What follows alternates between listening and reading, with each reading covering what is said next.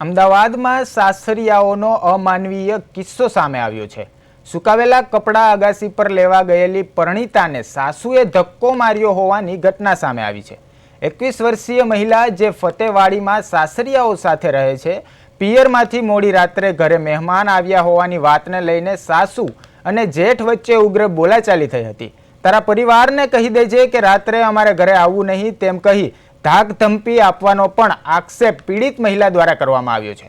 વધુમાં જ્યારે પીડિતા અગાસીમાં સૂકવેલા કપડાં લેવા ગઈ હતી તે સમયે મહિલાને પાછળથી ધક્કો મારવામાં આવ્યો હતો, જેના કારણે મહિલા નીચે પટકાઈ હતી અને તેમને ગંભીર ઈજાઓ પહોંચી હતી।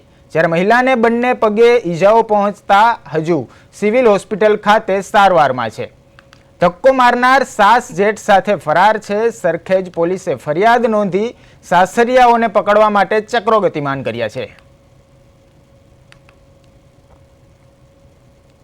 के कपड़े ले रही थी और एकदम से आगे से पीछे से आके मेरे को धक्का मार दिया और मेरी सास ने बोला ले मत। तब मेरे को पता चला कि पीछे मेरी सास है और जैसे ही मैं आँख बंद करके नीचे गिरी, वैसे ही मैंने आँख खोली, नीचे गिर के तो ऊपर मैंने सारों को खड़ा हुआ देखा गैलरी में, मेरे रूम की गैलरी में।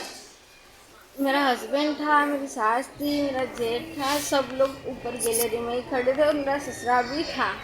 सब ऊपर खड़े खड़े देख रहे थे। मेरे को कोई